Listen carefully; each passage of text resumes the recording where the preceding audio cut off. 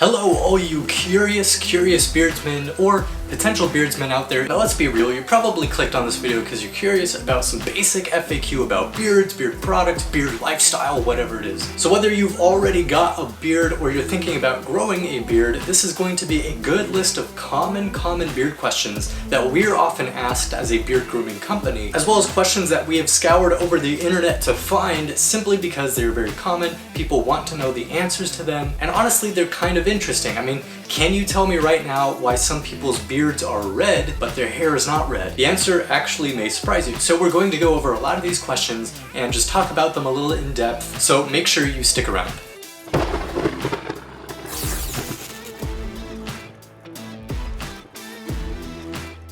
First of all, hey guys, my name is Austin for Lifeproof Grooming. I actually work as a content creator for Volt, and as such, I do a lot of my own independent research, writings, and a whole bunch of stuff based around beards, beard products, beard grooming, beard lifestyle. And so I've got a good foundation of knowledge with which to help you out in answering these questions. So without further ado, let's jump into the first common beard question that people always ask us. And this question is probably the best starting point we've got, and that is, why should you grow a beard in the first place? Well, science actually has determined that beards help make people more trustworthy, more attractive, which we're actually going to talk about a little bit later in another question, as well as safer from things like skin cancer. Now I'm going to talk about that a little bit later. Now obviously there's to mention the fact that beards are trendy and that rocking a beard right now is actually a really good way to amp up your style. But if you're curious about growing a beard, or if you have any of these questions, this is a good place to start, because those are generally the main reasons why you should grow a beard, both practically and socially, for the benefits of it that we're going to talk about. Now let's answer the next question: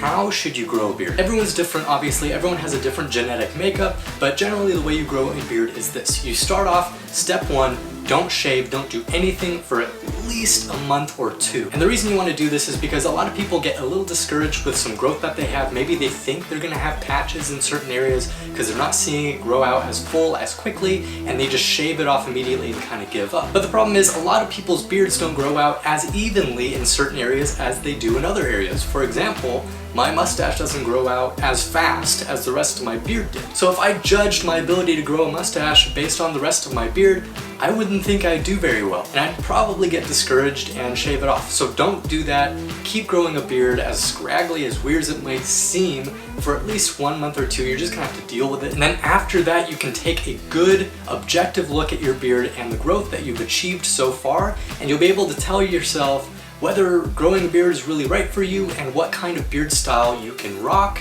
that you want to. And then you can start doing things like sculpting, using products, all that stuff to achieve whatever style that is. Okay, the next common question I have is, why is my beard dry? Your beard will require cleaning and rehydrating and replenishing of natural oils and things like that to stay healthy, much like shampooing and conditioning your scalp hair. So the fact that your beard is dry tells me one of two things. It either tells me that you don't really have very oily skin, or maybe you live in a certain climate that's very dry, very arid, or it just tells me that you're not cleaning or hydrating your beard enough with the right products. So the best way to avoid this is to use a beard oil. Beard oil is strictly meant for rehydrating and replenishing the oils in your beard naturally, so that your beard can be comfortable, it can be soft, and it can be shiny. Go out there and find a high quality beard oil and start using it. Alright, so the next common question we've got is, why is my beard red? Some people will have red beards as opposed to the hair on their scalp. For example, I actually have this. My beard is actually more of a brownish red as opposed to the pure brown of the hair that I have on my scalp. Now I've got a full video where I talk exactly in detail for the reasoning of this. I'll put a link in the description, but the overarching gist of it is this. A red beard is the cause of a mutation in the inherent MC1R gene. Two mutated MC1R genes actually produce red hair all over. Now this gene is actually very prominent in more European cultures. Think Irish, Scottish,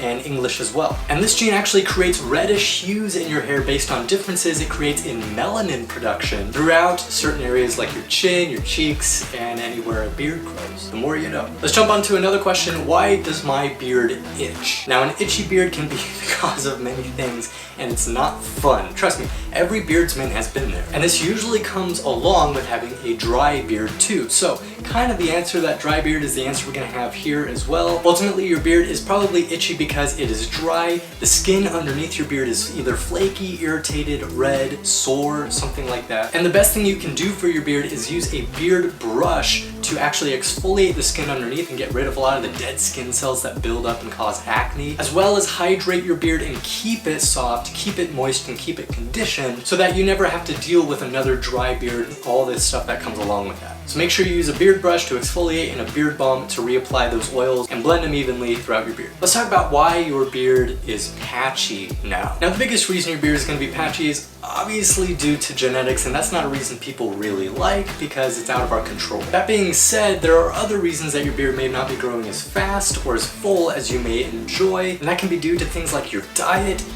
the amount of sleep you get during the night. Essentially, your overall health and wellness will affect the way your beard grows. So if you have a patchy beard, there are a few things you can do. You can either grow it out like I was mentioning earlier for a few months and see if those patches either disappear, fill in a little bit, or if you can cover them pretty easily with the other hair that's growing there. Or you can actually use something like Volt Beard Color as a beard filler. That's because it's hypoallergenic and it can actually stick to your skin and fill in patchy areas, unlike beard dyes, which only dye hair and contain those kind of harsh chemicals which aren't very good for your skin. Alright, so here's a super popular question that we always get as a beard grooming company, and that is, should you use beard oil or beard balm? Now honestly, you can kind of go either way here. Beard balm is supposed to hydrate, kind of like beard oil does, as well as provide a little styling ability because it's got a hold, it's thicker, which means it's got like waxes and butters in it that can actually hold your hair in place, as well as some of the essential oils that beard oil has, so it can keep your beard hydrated and conditioned throughout the day. Beard oil is going to be quicker, drier, and a little easier for you to put on because you don't have to like wash your hands afterwards, but it's going to dry out in your beard quicker, which means you have to apply more of it, and you won't be able to style your beard with it really all that much. So whichever one you decide to use is based on what you really want to get out of your beard grooming product. And we've got links in the description to all these products, so if you want to go read about them, go ahead. Here's another really cool question that I bet you didn't know the answer to, and that was, should you use hair shampoo, like regular scalp shampoo, on your beard? Now, I went over this in my top 5 beard killers video, but the truth is you really shouldn't use scalp shampoo on your beard, and here's why. The skin around your face and mouth is a lot more sensitive than the skin on your scalp is, and so using a shampoo like you would use on your scalp for your beard is not going to be a very good thing because scalp shampoos contain things like detergents and really kind of harsh chemicals that clean hair on your scalp that you shouldn't be using for your beard. You should be using a dedicated beard wash for your beard that's going to be a little more gentle, a little more hydrating, and isn't going to really strip away all the oils that you need for a healthy beard and healthy skin. And then obviously you're going to want to use like a beard oil to rehydrate completely after you wash your face and your beard. Alright, now let's talk about how to make a beard thicker. Contrary to popular belief, shaving your beard does not cause the hair to grow back thicker. Shaving often causes the perception of thicker hair simply because stubble is more noticeable, and as you shave, the hair gets bent to the sides and sheared off, and when you cut a cylindric shape from the side, you have a wider surface area to notice than you would if your hair was just straight out. That being said, you can't really force your hair to grow thicker since your genes and your hair follicles are going to control the hair production and size and all that stuff, but you can make your hair appear thicker with things like Volt, like I mentioned earlier, as well as getting the proper nutrients, having a proper diet, and things like that that will help your hair grow in the first place. Now let's answer the question, do beards make you hotter? Now we have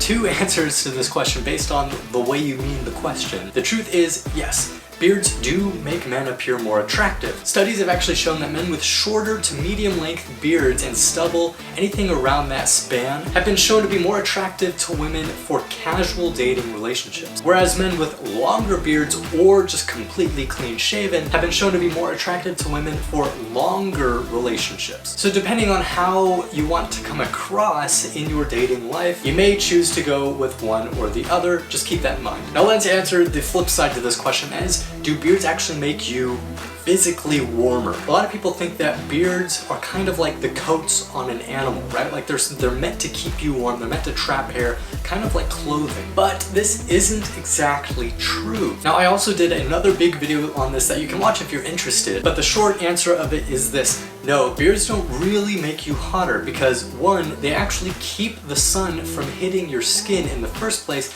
giving you a kind of natural sunblock. And although beards do trap a minimal amount of air close to your skin, what they also do is trap sweat and moisture. Now, us as humans, we're a species that have to sweat to stay cool. And trapping that sweat beneath a layer of hair like this actually helps us stay cooler for longer than if we sweat on bare skin. And this is exactly the reason why you see a lot of nomads and people in the deserts who wear full clothing, because they like to stay in the shade, they like to keep the sun off them, and they like to keep their sweat from evaporating too quickly. And that is what keeps them cool. Otherwise, they might be out there in practically no clothing at all, and that wouldn't be good. All right, now let's answer the question, how often should you trim your beard? And the answer is really depending on how long you want your beard to be, and if you are still growing a beard. Now, obviously trim your beard when it is getting too long or too much for you to handle. That is just kind of common sense. But if you are growing a beard and wondering how often you should trim it, after that 1 month to 2 month growing period where you just let it all come in, then here's my answer to you. You're gonna wanna trim your beard when it's obvious that certain parts of your beard grow faster than other parts. And what that will do is as you grow your beard out, the slower parts will begin to look even and grow alongside the faster growing parts of your beard, and that keeps everything looking even. For example, if I'm growing my beard out and my mustache grows slower than the rest of my beard does, then I'm going to trim the rest of my beard to whatever length